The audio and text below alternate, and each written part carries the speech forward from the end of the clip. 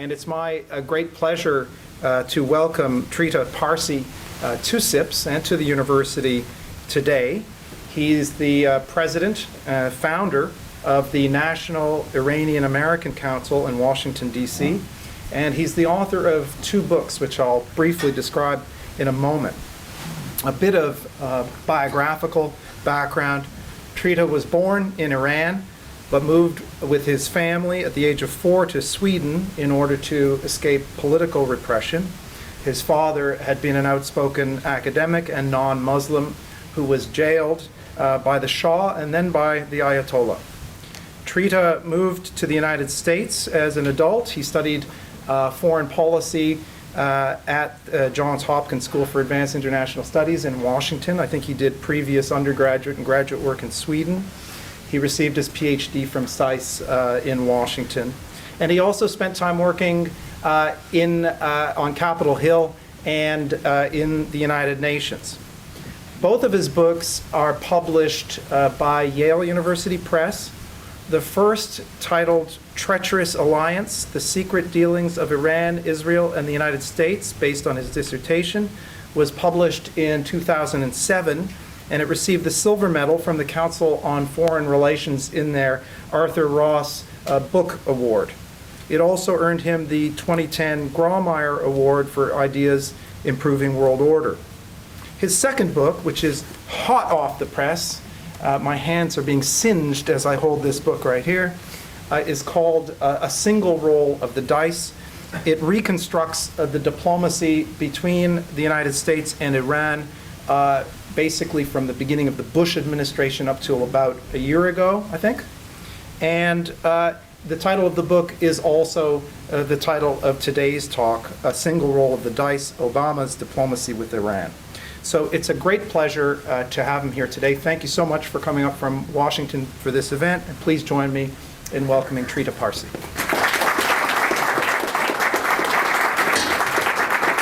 Thank you so much. Thank you so much. It's a great, great pleasure being here. I hope that everyone can hear me quite well. It's a delight to be in Canada again. I'm here to talk about the topic of U.S.-Iran relations that I deal with in my book. As a first warning, I just want to let you know this is a depressing topic. You're not going to walk away from here feeling happier.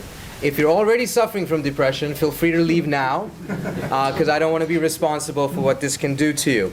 Let me get straight to the topic. I wrote this book about Obama's diplomacy with Iran. I'd been working on this issue for quite some time, and as the diplomatic efforts went on the way, I thought it would be interesting to actually do a study on exactly what happened, what were the calculations of the various sides, if it worked, why, if it didn't, why not, what were the shortcomings, and exactly what happened. Because obviously these are high-stake politics, there's a lot of spin out there, and I wanted to dig through and see what's beyond the spin. I interviewed officials from almost every actor involved in this, from, of course, the Obama administration officials to the Europeans who were involved, the Israelis, the Saudis, of course, the Iranians. I interviewed some of the Iranian negotiators, as well as Turkey and Brazil, the 2 countries that you'll see why they also ended up playing quite an interesting role in all of this. So, without any further ado, let me give you a quote from President Obama. "To the Muslim world, we seek a new way forward, based on mutual interest and mutual respect. To those who cling to power through corruption and deceit, and the silencing of dissent, know that you are on the wrong side of history, but that we will extend a hand if you are willing to unclench your fist." Only 12 and a half minutes into Obama's presidency, he reached out to the Muslim world at large and to Iran in specific, offering America's hand of friendship if the Iranians were willing to unclench their fists. This was a bold move, born not out of desire, but out of necessity. As some would make the argument that the Bush administration pursued wars of option, I would make the argument that Obama had come to the conclusion that peace was a necessity in dealing with Iran. The Bush administration pursued an ideological foreign policy, one in which one of its key tenets were that if you talk to your enemies, you strengthen them and you risk legitimizing them. As a result, for several years, there was not any ongoing or sustained diplomacy taking place between the United States and Iran. fearing on the US's side that if we did so, it would be to the benefits of the Iranians. In fact, diplomacy should only be conducted with the states that deserved America's company, and Iran under the Islamic Republic clearly did not. Whatever one's view is of that ideology, I think its track record is quite undisputable. During the 8 years that the Bush administration did not pursue any sustained talks, only some tactical encounters of diplomacy, the Iranians went from having probably less than 50 centrifuges to having more than 8,000. Iran was squeezed between two hostile nations, Afghanistan under the Taliban regime and Iraq under Saddam Hussein. But after the invasion of those two countries by the United States and several mistakes that were conducted in the follow-up, Iran became the kingmaker of the political order in those two countries.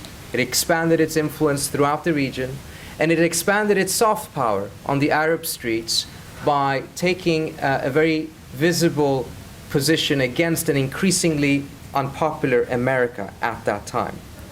Against this backdrop, Obama did what no one else had done before him.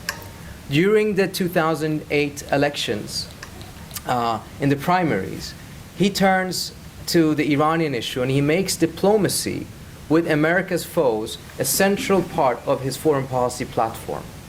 And diplomacy with Iran became a very central part of that. It became actually the poster child of this entire idea of pursuing diplomacy.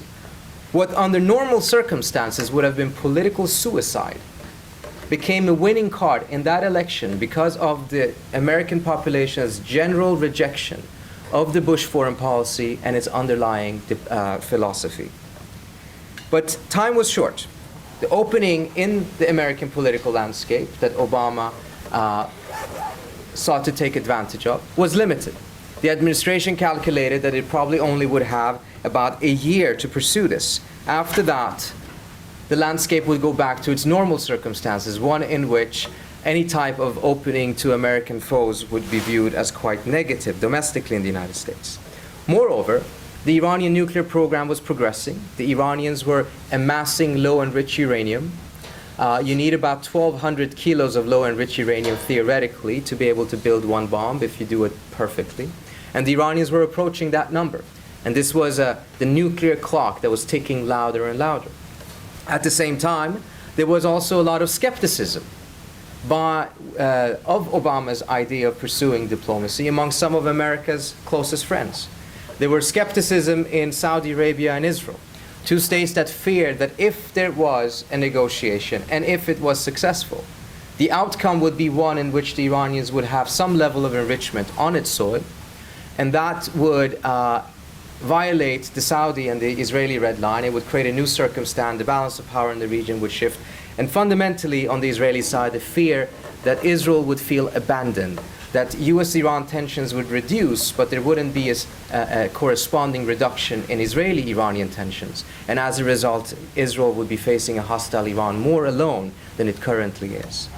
On the European side, there was also some skepticism, particularly amongst the French, who were worried that Obama was so eager to pursue diplomacy that he would actually violate the West's long-standing red lines on this issue.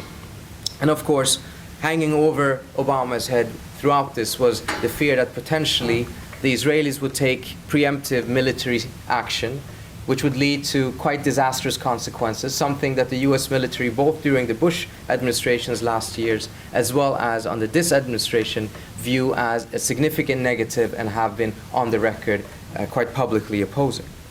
Of all of America's key allies, quite a lot of them wished Obama well, but very few of them wished Obama success. And this were to characterize much of what he was facing going forward. Now, Obama realized that after 30 years of mutual demonization and institutionalized enmity between the United States and Iran, it would be very difficult to successfully pursue diplomacy unless first something was done about the atmospherics. The Iranians have been calling the United States the Great Satan for 30 years, at every Friday prayer. The United States had put Iran in the axis of evil. Everything that went wrong in the region was either Iran's fault or America's fault, depending on who you asked. Those are atmospherics that are not particularly conducive to the success of diplomacy. And the administration very quickly tried to change the language that had been used in the past, particularly by the Bush administration, in order to signal to the Iranians that Obama was serious, that he wanted to pursue diplomacy, this was not a trick, and he was eager to get a success and have a better relationship with that country. To give you two examples. During the campaign, Obama had on numerous occasions said that he would pursue diplomacy with the Iranians using carrots and sticks. Once he got into power, it became quite clear to the administration that this is a metaphor that in English sounds pretty good. It's very commonly used. It doesn't have a negative connotation, but it translates really badly into Persian, both linguistically and culturally. Essentially, it means Iran is a donkey, and the United States is going to either trick it with a carrot or punish it with a stick. Within 2 weeks, this terminology was terminated, eliminated from the State Department's talking points. In fact, till this day, I've not seen a single State Department or White House official make the reference to carrots and sticks. But the most significant example of how the administration tried to change the atmosphere was the unprecedented Nowruz message that was given to the Iranian people and the Iranian government on the eve of the Iranian New Year on 20th of March in 2009. In an unprecedented 3.5-minute video, Obama addresses both the government and the people, talks about the need of finding a better relationship, saying that at the end of the day, the many problems that exist between the United States and Iran cannot be overcome through threats, which was a clear departure from the approach of the Bush administration. Talks about the need of bringing Iran into the community of nations and hoping that a better relationship between the two sides could be found. This was aimed at creating a better atmosphere and signaling the Iranians that Obama was serious. The response of the leader of the Islamic Republic, Ayatollah Khamenei, the supreme leader, was very swift. Within a day, he gave a speech in his hometown of Mashhad, and there he spent, if I counted right, approximately 40 minutes going over all of the faults and all of the crimes and sins that the United States has committed against Iran from the Iranian perspective. Towards the end, however, he gave a very, very small but nevertheless significant opening, saying that the United States, the Iranians do not have any experience with this new administration. If you change, we will change, indicating that a change of tone and language was not sufficient. There needs to be a strategic shift in order for that to be viewed as serious by the Iranians. He also expresses a lot of skepticism about whether Obama is capable of pulling this off, saying that we don't know who actually makes the decisions in the United States. Is it Obama? Is it Congress? Or are there other forces behind the shadows? Nevertheless, the administration continued. They knew that time was short, and they had already lost about 4 months just coming into office, positioning everyone in the government, and they did a review of the policy to see exactly what strategy they would pursue. By the time they were ready with the review, sometime in April 2009, the question was, when can the diplomacy begin? There was arguments of trying to start it right away, but there was also a fear because the Iranians were entering their political seasons with upcoming presidential elections in June 2009. The ultimate decision on the US side was to wait till after the elections because a fear that potentially starting negotiations before that could end up helping Ahmadinejad in the elections, and that was probably the last thing that Obama wanted to do. So the decision is to wait till June 13th, and the expectation that the administration had was that by June 13th there would be some level of clarity in Iran. Someone would have won the elections, someone would have lost, and they could proceed with diplomacy as quickly as possible. What the administration did not expect was this fraudulent, disputed election with massive human rights abuses that followed for the entire world to see, because everyone in Iran with a cell phone had become an eye reporter. People were putting this stuff up on YouTube, and then it was making its way to CNN, and the entire world could see what was taking place in Iran. They could see how the Iranian government reacted violently against those who were peacefully protesting to get their votes counted.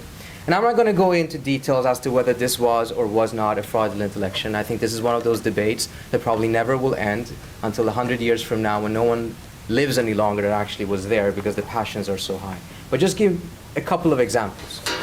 In the morning of the elections, Mousavi, who was the main candidate against Ahmadinejad, his headquarters was stormed by about a dozen security officers who came there on the pretext that there was an unauthorized TV station operating out of that headquarters, which was not the case. It was just a bunch of young people who were filming stuff and putting it on YouTube, but there wasn't really a TV station. But this was just a pretext. They were trying to arrest a couple of people in the office.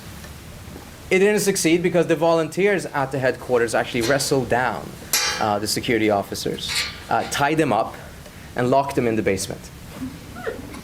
They called the Iranian head of the judiciary, who told them to call the police and hand it over to the police, and the police would take care of it. The police arrives, they bring out these officials, and the police takes them and releases them on the spot, and they disappear into the streets. A couple of hours later, they're back, this time with reinforcement, and this time around they sack the headquarters, and they arrest the first and second circle of top advisors to Mousavi as well as to Karoubi, which ended up becoming quite a decisive blow to the opposition, because as the protests continued over the summer, there became a disconnect between the streets and the leadership, and that was partly because of the absence of the intermediaries there. Now, even before the polls actually had fully closed, there was an announcement on TV in the evening that Ahmadinejad had won approximately 62.5% of the vote, a landslide, which shocked most people inside and outside of the country.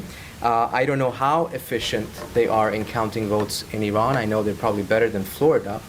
But to count 40 million handwritten votes before the polls actually had closed is quite a feat of efficiency that I don't think we have seen in the Iranian government on other areas. Nevertheless, the impact this had on the Obama administration was quite decisive as well. First of all, a lot of time was being lost, because now Iran's political elite was at war with itself, and there was no clarity of who could make decisions, if decisions could be made. In fact, there was a political paralysis, and under those circumstances, the Iranians simply were not capable of conducting foreign policy. But something had happened just 10 days before the elections that had given the administration a lot of hope that perhaps there was an opening, something that could be pursued successfully. On June 2nd, 2009, the Iranians sent a letter to the head of the IAEA in Vienna saying that they want to buy fuel for their Tehran research reactor. The Tehran research reactor was given to the Iranians by the Americans 40 or so years ago. It was used by Iran to produce medical isotopes for approximately 850 to 900,000 patients in Iran. They were running out of fuel for that reactor, and they wanted to buy those fuel pads. The normal protocol would say that the head of the IAEA would have to inform all potential sellers, and they would then respond to the Iranians. But El-Baradei does not do this, because he realizes the opening, the opportunity here. The administration itself, he only informs the Russians and the United States about this. The administration itself had been spending several months thinking about how can they reduce the stockpile of low-enriched uranium in Iran. This was something that had become one of the indicators of how much time remains before Iran would get a nuclear weapon, or potentially could get one. Because as I mentioned earlier on, if you have 1,200 kilos, theoretically, that is sufficient to be able to build a nuclear bomb. If they have that amount, it would be viewed as if the Iranians then have a credible breakout scenario. So the administrations were thinking about different ways in which they could get the LEU out of Iran, and by that, buy time and political space to pursue further negotiations.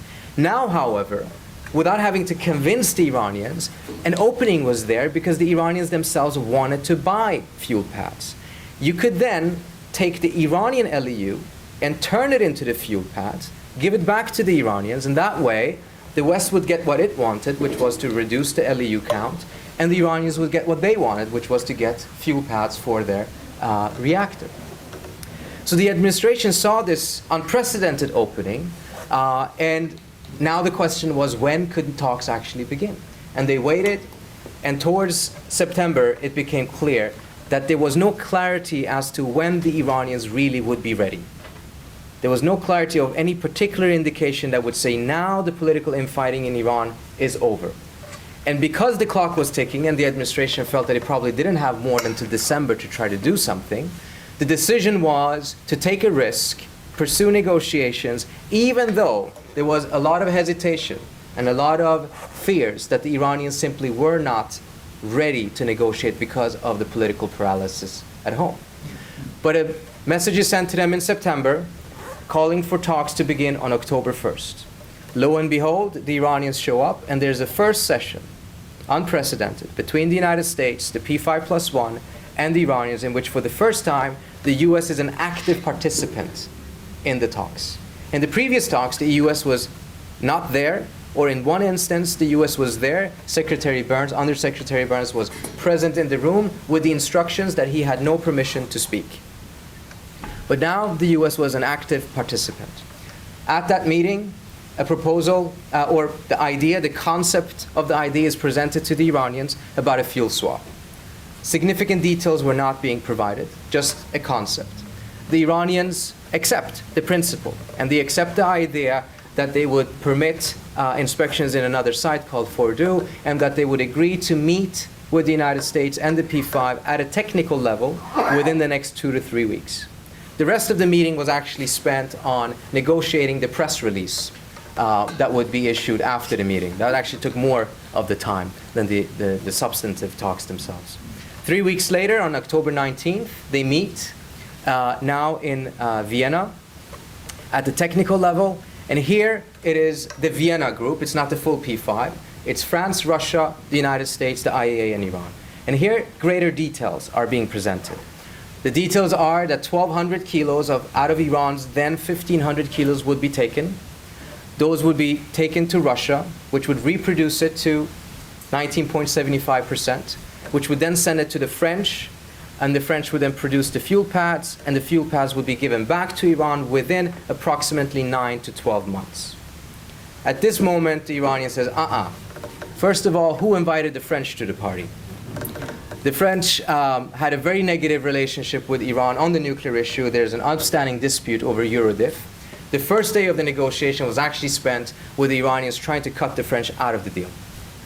That didn't succeed, but the compromise was that instead of the French being a signatory to the deal, the French would be a subsidiary to the Russians. So the French would be Russia's headache, not Iran's headache. Then the problem was that the Iranians argued that this is putting too much of the risk on their shoulder. Because if they give up their strategic asset of the LEU, which the West clearly wanted, and they wouldn't get back the fuel pads until a year later, a lot could happen during that year. What are the guarantees that the West will not renege on the deal, take the fuel pads, and the Iranians would essentially be left empty-handed? Mindful of the fact that trust between these two sides are at its minimum. The Iranians mistrust the West as much as the West mistrusts Iran. This was a tricky thing, and the Iranians were suggesting mechanisms to guarantee that the fuel pads could be delivered. And those mechanisms were primarily the idea that the fuel would be given up not in one shipment of 1,200 kilos, but in 3 shipments of 400 kilos. And every time they gave a shipment, they would get some fuel pads back, having more of an instantaneous transaction, which the Iranians argued would be more fair and would make it easier for them to accept it.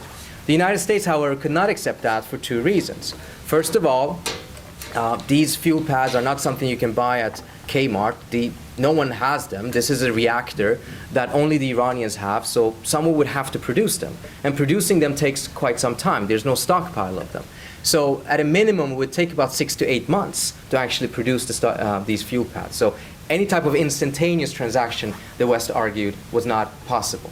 Secondly, the United States wanted to get the Iranian LEU count below 1,200 kilos, because that's the magical number in which the Iranians potentially would have enough LEU for a weapon.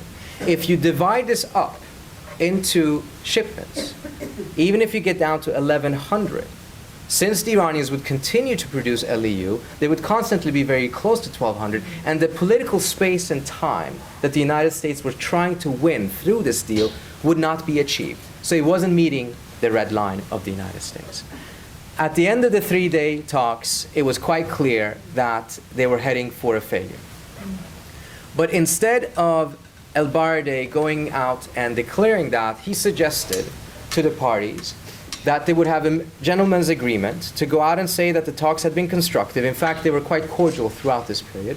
But that they would take the proposal back to their respective capitals and there would be a response within 3 or so days. That is what they agreed on. The French, the Russians, and the United States took it back to their capitals. They instantaneously accepted it, which was quite easy, was their own proposal. But the Iranians never came back with a formal response, neither a yes nor a no. Instead, they were asking for additional technical meetings in order to resolve what they called the trust deficit and the mechanisms to guarantee that they would have the deliverance. By early November, it was quite clear that they were stuck, and so far, 11 out of the 12 months that Obama had passed, and he had nothing to show for his diplomacy. The quick victory that he was looking for simply wasn't there. By the end of that month, Obama decides to activate, as it was called, the pressure track. The idea that as a result of the Iranian failure to accept the deal, Iran would now be sanctioned and punished in order to soften them up and perhaps down the road pursue a new round of talks in which the Iranians theoretically would be more amenable to a deal. The idea was that by sometime in February, when the French held the presidency of the Security Council, a sanctions resolution, a really tough one, could be pursued. And from there on, at a minimum, Obama would be able to show that he pursued diplomacy genuinely. And since it didn't lead to something, at a minimum, he managed to get more sanctions than the Bush administration had managed to do before.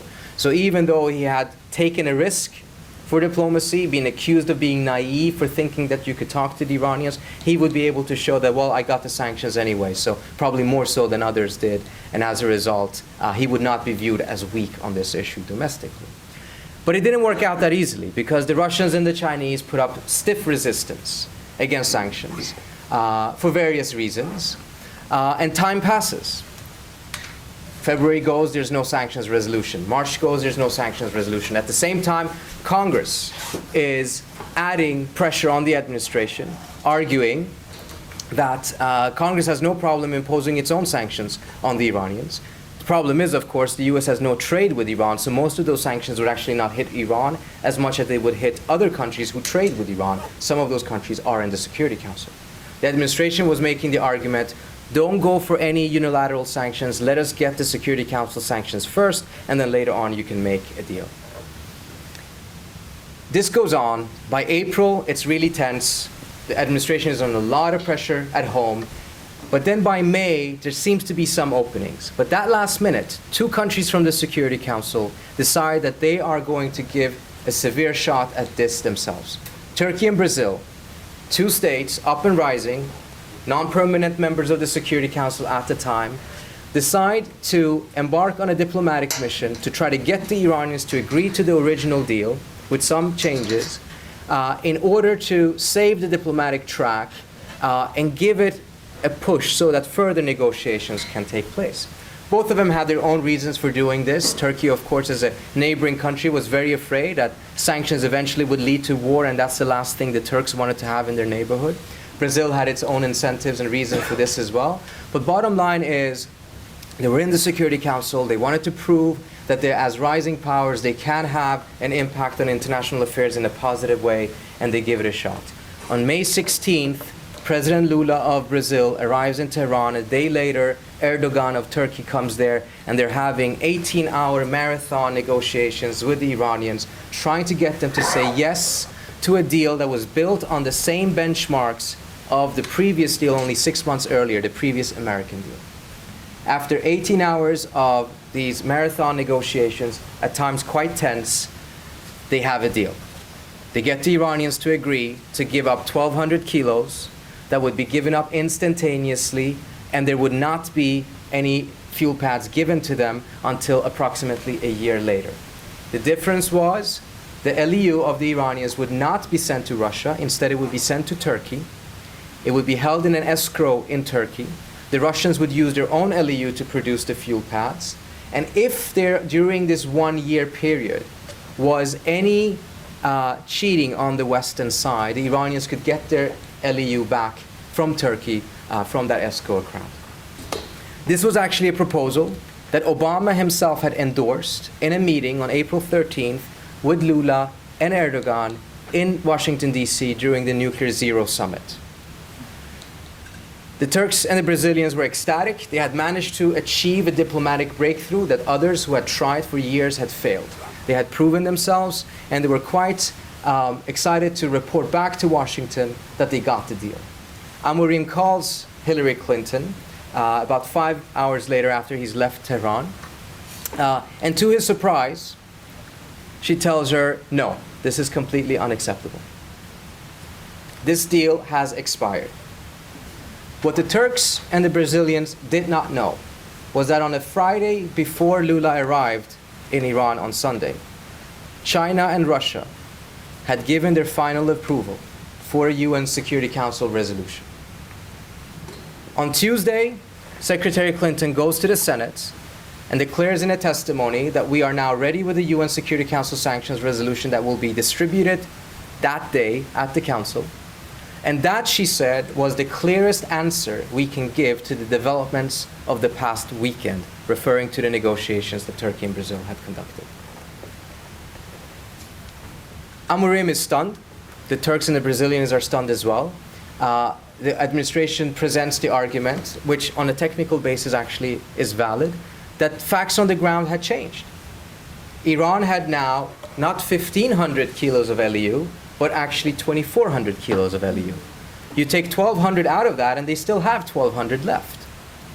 The deal had expired because the numbers needed to be revised. Moreover, the Iranians had begun doing 20% enrichment of their own, which the West viewed as a provocation. And as a result, that needed to be addressed as well. And it wasn't addressed in the Turkish-Brazilian deal.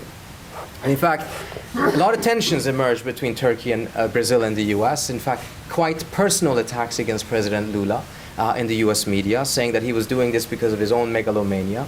And I think that was probably the reason why someone in Lula's office became so irritated that he leaked a letter from President Obama to Lula on April 20th, only 3 weeks before Lula had gone to Tehran, in which in that letter, President Obama asks Turkey and Brazil to take 1,200 kilos of LEU out of Iran, saying that 1,200 kilos would be a significant confidence-building measure that would be of tremendous importance to U.S. national security.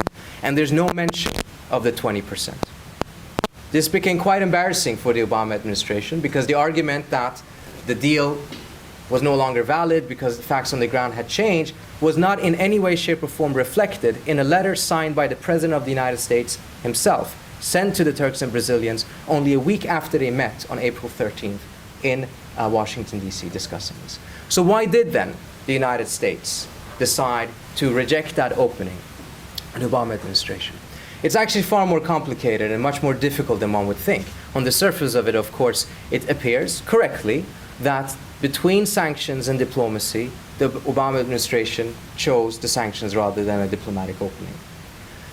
But bottom line was that the administration was quite concerned that if they had gone for the diplomatic opening, Congress would have acted on its own and would have imposed sanctions on the Iranians, which would have created significant tensions between the P5 states, and would have created an opening for the Iranians to take further advantage of differences that existed within the P5. Iran became very much the organizing principle for alliance management in the Security Council. Moreover, this negotiation about the sanctions resolution actually dealt quite little about Iran. It was a lot of haggling between the Russians and the Americans of what would be included, what would not be included, what are the concessions the United States would give to Russia in order for Russia to agree to this, everything from missile defense to other issues. All of those deals had now been struck, including the START Treaty, START 2, and they were dependent on the idea that sanctions would be imposed. But most importantly, according to one of the senior Obama administration officials that I interviewed, was that the Obama administration simply had run out of political space.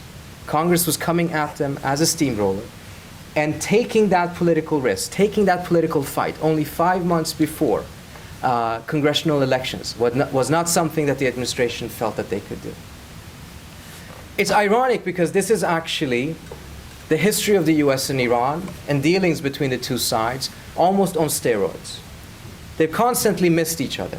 There's been times when the United States have been ready and the Iranians were not ready. There's been time when the Iranians were ready and the US wasn't ready.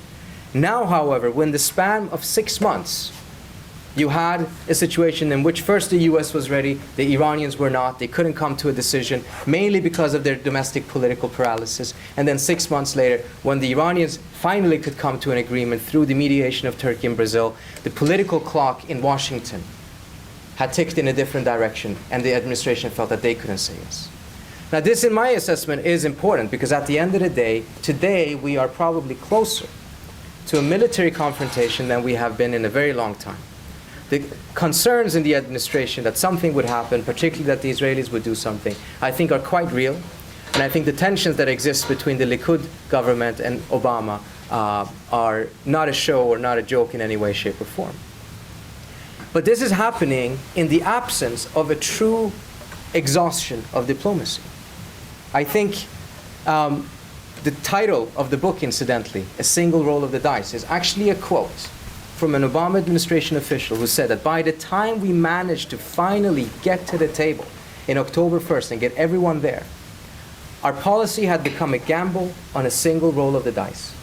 Diplomacy had to work right away or not at all. We didn't have the political space, the political capital to engage in the type of sustained diplomacy that is needed under normal circumstances to succeed. And in fact, when you take a look at previous negotiations that the US have succeeded with, they have rarely ever been a one-off or a single roll of the dice. It took 4 years for the US and Vietnam to normalize relations between 1990 and 1994. 7 years to get the Libyans to give up their nuclear program, exactly 7 years, over the course of 2 presidents. There's a wonderful quote from Senator Mitchell, who mediated the Good Friday Agreement in Northern Ireland. He said that for the first 700 days, both sides told me that they would never agree to anything the other side would agree to. On the 701st day, they both changed their minds. Fortunately for the US and for the people of Northern Ireland and the UK, we did not give up during those 700 days. In fact, when we have succeeded, we have not succeeded because the deal was flawless, because the other side didn't cheat. Of course they do. Because the other side wouldn't try to play for time. Of course you do. It's a negotiation. It's part of the game. It succeeded because we had the political will, and the other side had the political will to overcome the flaws of the deal in order to reach an agreement, because there was a realization that the absence of an agreement would lead to a disastrous situation. I think right now it's quite clear. The absence of a deal will lead to a disastrous solution. But whether there is that political will in Tehran or in Washington remains the question. Thank you so much.